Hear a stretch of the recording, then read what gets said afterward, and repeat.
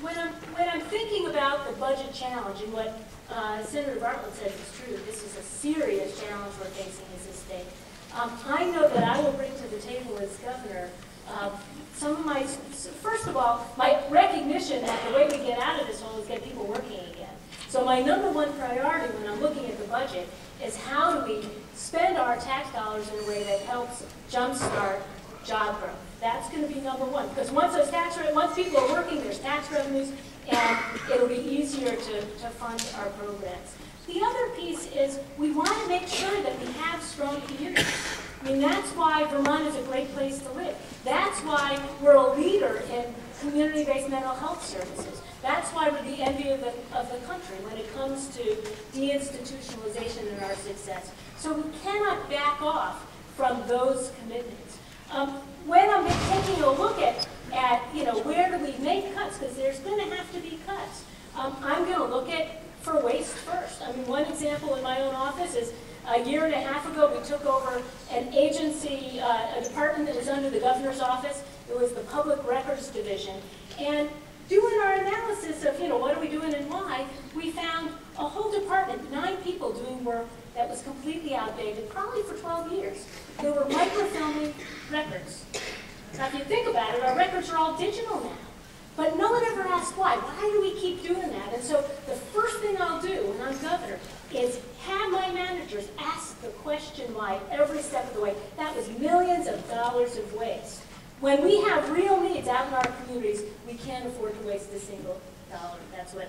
And I'm going to give you my 2 values as we look at these tough budgets. The first is I'm going to work with all of you as partners when I'm governor. I believe that the best way to find efficiencies in this system, and there's no doubt that we have to find better ways of delivering services, but the best way is to work from the bottom up. People who are actually dealing with consumers, dealing with their clients, rather than a top-down approach, which I believe is what we have right now. And the second value, and I feel this very, very strongly and passionately, is we're going to prevent damage to people and our community-based system. That, to me, is essential as we go forward with this. And I'm going to tell you that I believe that we need a balanced approach to budgeting. And I believe I'm the only one up here who's been willing to go out there and say, use rainy day funds if we need them, and use additional revenues if we need them too. And that's somewhat politically risky, but I think it's important that we talk about it. That's the way we've dealt with these issues in the past, and that's the way we have to deal with them going forward. We may get more federal money, and I hope that we do get that federal money, and it may make that part of my discussion something that's not necessary. But I'm willing to go out there publicly and say that's an expression of my values. I think it's an expression of Vermont's values, that we don't leave people in the lurch when we're having tough times. And I believe that some of these proposed cuts are going to leave our economy weaker and are going to leave us weaker as a society if we actually go through with those cuts. And an example of that is the research that was done by the legislature's economists at my request as chair of the Senate Health and Welfare Committee, talking about all the federal money that we might be sending back if we make these general fund cuts, and the impacts on our overall Vermont economy. Over 1,000 jobs. It's not your jobs, it's the jobs that ripple through when you send $25 million back to the federal government. That leaves us in a weaker position when we get out of this recession. Thank you, Senator. I don't believe that we should be. As governor, one of my top priorities, understanding the constraints of the budget, is going to be to bring together the people in this room and across Vermont, the folks who are providing mental health services, substance abuse services, law enforcement, remedial education, and others, and attack the biggest problem in our state budget, which is one of the reasons that community-based service is being cut.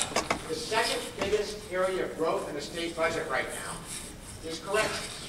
Vermont has more prisoners, nonviolent prisoners, locked up than any other state in the country. It's the biggest area of growth in our state budget.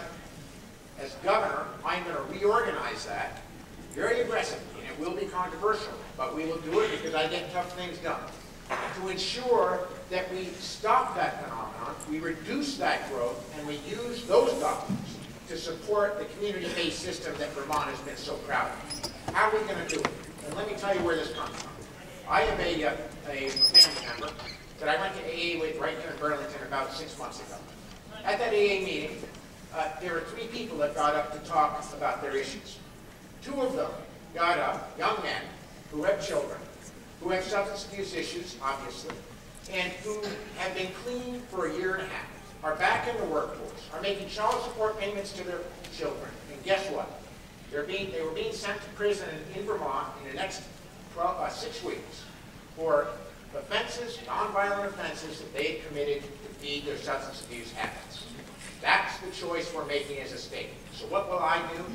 I will ensure that instead of spending $40,000 to $70,000 a year locking those folks up, we have the most aggressive, thoughtful mental health delivery system, substance abuse treatment system, education system to get these folks back in the workforce, prevention programs, and then we utilize those dollars saved so that we don't have to slash and burn our community-based system, which is what the Douglas Duty team has been doing. Thank you.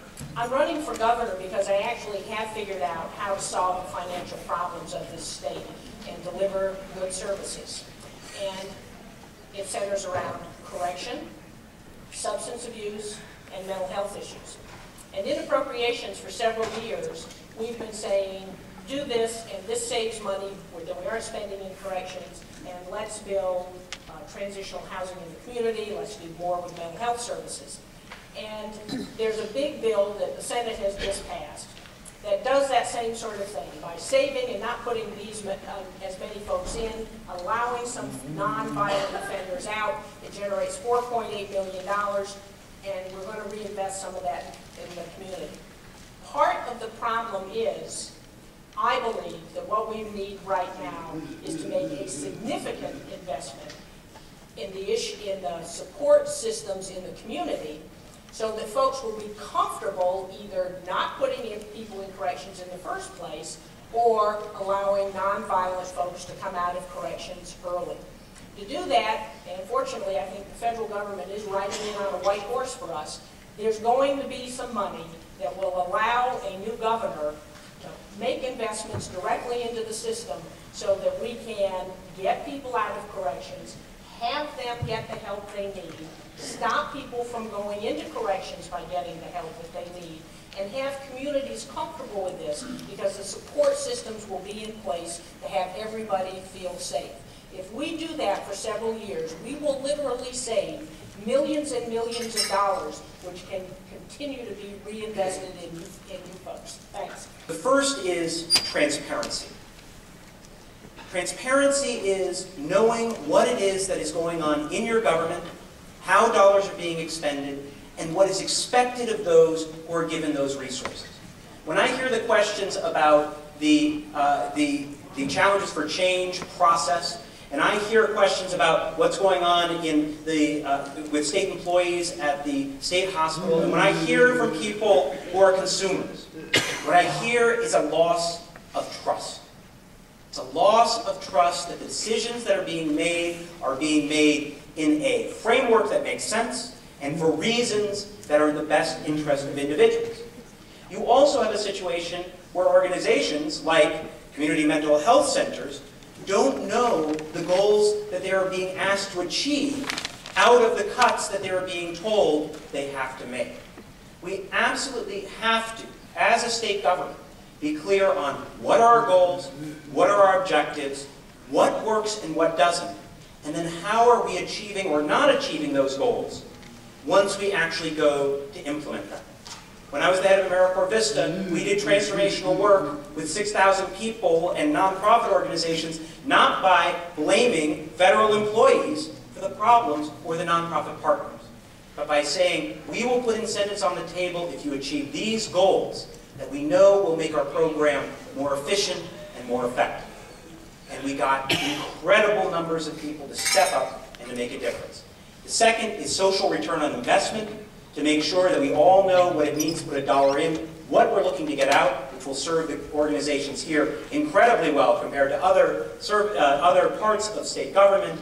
And finally, we need to make sure that we do not take out on the most vulnerable the fiscal problems of the moment.